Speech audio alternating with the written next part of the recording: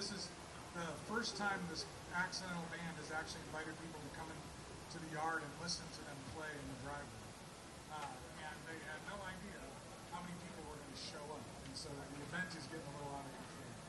And it got to be about 7 o'clock and the musicians were ready. There were already more than 50 people sitting in the driveway in the backyard, not knowing what to expect. None of them had expected this to be a concert, and Lewis in particular seemed to be feeling a bit agitated at the idea. He kept saying, "This is quite interesting," over and over again. Being the owner of the garage, Jerry felt it must be his job to say something to the audience. As he approached the microphone, he realized how little he wanted to ever become a frontman. Well, he moved instinctively away from the microphone and heard his voice come through the speakers. "I'm Jerry, and this is my driveway. These are some friends of mine, and we played music together as a group one time 2 nights ago. We felt like something special happened, so we decided to do it again tonight. We've never practiced, and we didn't expect this to be like a concert, but if you're here, that must mean you're supposed to be here, and I'm glad you are." That last idea had just occurred to him as he said it, but it felt very true. "We don't know exactly what we're going to do here tonight. Brother Lewis here has never sung in public, so the more we can make this feel like a group of friends hanging out, and the less we can make it feel like a show, well, that'd probably be good." And with that, Jamie and Alex kicked off Ain't No Sunshine. The magic was back. Lewis overcame his nerves in just a few minutes, and the gathered folks seemed to interact with the musicians more like members of the band than as an audience. A couple of them moved their chairs into the garage and sat very close to Alex and Jerry. Several sang harmonies with Lewis once they figured out his lines. A small chorus evolved. A few found percussion instruments with which to contribute. One kid ran home and came back with a mandolin he played quietly along with the group. They moved through several songs on their set list. Someone on the lawn shouted out a Ray LaMontagne song that neither Jerry nor Lewis had ever heard. Alex and Jamie knew it, though, and the chords were simple enough, so Jerry played along and the girl who requested it sang. As the song grew on him, Lewis came up with some backing vocals. The whole evening was like that. There was little divide between band and audience, but the music was definitely in charge. No one wanted to do anything to interrupt the incredible flow that was happening. When it felt like it might be time to wrap up, Alex got Jerry's attention. "Can you try your song, man?" Jerry's eyes widened as he glanced from Alex to the driveway and yard full of people. "Your song?" Lewis interjected. "You've written a song?" Jerry explained how few lyrics he really had, and that it was really just an idea he had written for his daughter long ago. Lewis could see the excitement in Alex and Jamie's faces, and something much different in Jerry's. "Let's see what happens." Jerry felt like his stomach was going to erupt, like he was walking out on a tightrope over an abyss. But he closed his eyes and started playing. Alex waited about 12 bars so Jerry could establish the tempo and groove he was feeling that night. And then Alex came in with a bass line that was both countermelody and anchored to the rhythm. It provided just enough of a grid for Jamie to find a sweet but subtle and airy drum pattern. The three of them played through the pattern one more full time, with Jerry doing that two-at-once thing again, somehow finding most of the melody in the high strings while covering the chords with the others. Having the bass in there gave him some new options. Lewis, with a short bit of lyrics now scribbled down on the back of a receipt on his wall, began to find the melody of this haunting, aching lullaby. His first phrase pulled the air from Jerry's lungs. "Oh, sweet Mary Ann, breathe it out and breathe it in." He repeated that last phrase several times, adjusting the melody slightly each time and interacting with the notes that Jerry was playing. Like the lyrics said, the song was breathing in and out, in and out. "Don't be afraid, there's nothing to fear. You're not alone. I'm not much, I know, but I'm right here." That last line, "I'm not much, I know, but I'm right here," became the refrain. Lewis kept looping it, with a melody that landed somewhere between a lullaby and a romantic love song. Then the band took an instrumental section, and Lewis just improvised with some random wordless vocalizations. Maybe more lyrics could go here someday, he thought. Then, from out in the darkness, with the moon rising over the neighbor's fence, in this impromptu community of former strangers bound together in a shared moment, the sound of Cesar's accordion crept into the sonic landscape and sent several people into immediate tears. He stood silhouetted in the moonlight, with no need for a microphone, and played his prayers for each of his children, grandchildren, and great-grandchildren. He played his melodies of Nuevo Laredo, from the hot, hopeless fields to the lively dance halls with delicate norteño flourishes.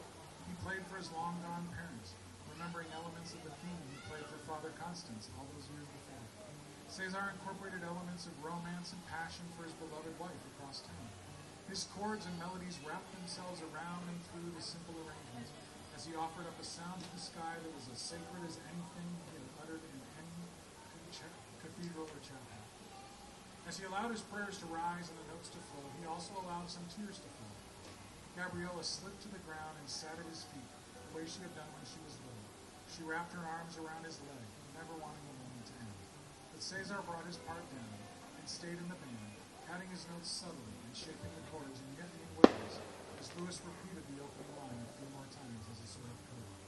Breathe it out and breathe it in. Breathe it out and breathe it in. Breathe it out and breathe it in. On the third time, the band instinctively resolved the final chord, and then there was silence.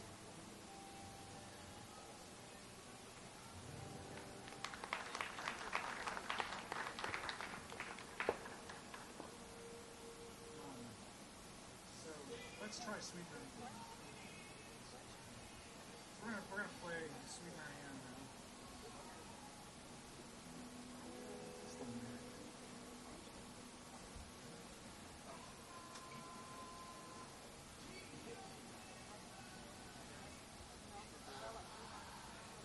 To record this with Phil Keggy and Jeff Taylor, who's an incredible accordion player. Anybody that gets the book, I can send them a copy of it to you.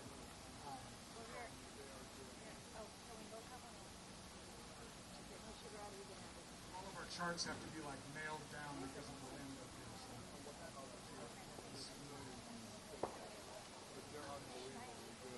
Yeah, if any of you were at my set earlier and saw the fiasco with the nailing down, that's why I changed it to G.